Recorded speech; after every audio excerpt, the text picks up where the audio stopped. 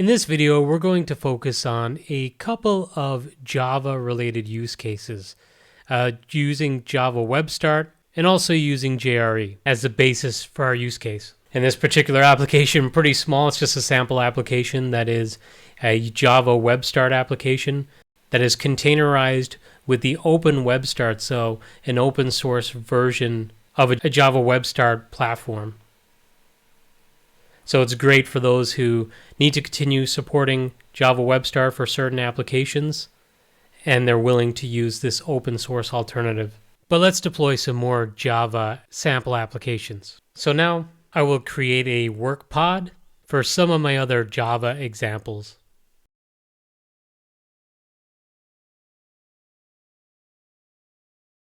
Okay, I'll give it that.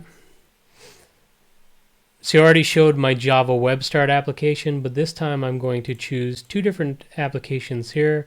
And actually I could also deploy my Open Office. This time I'll assign it just to maybe my direct user.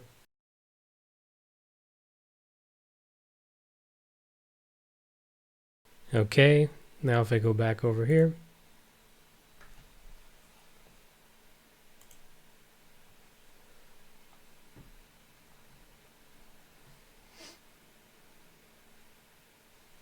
Okay, those applications are here.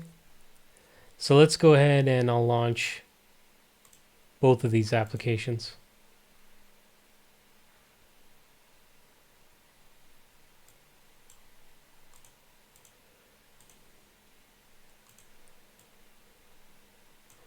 So what we have here are two different application containers isolated from one another, and each one contains a different version of the Java runtime, so the old JRE versions.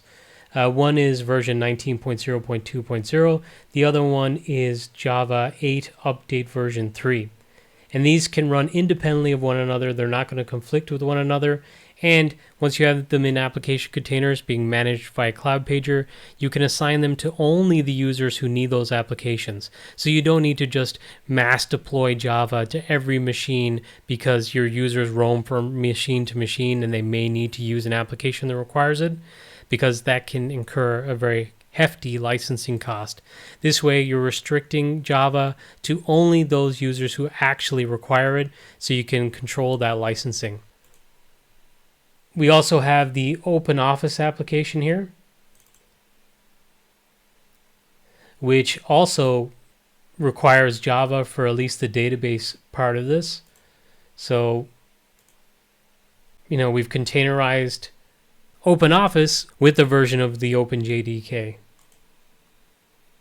Okay, and we can see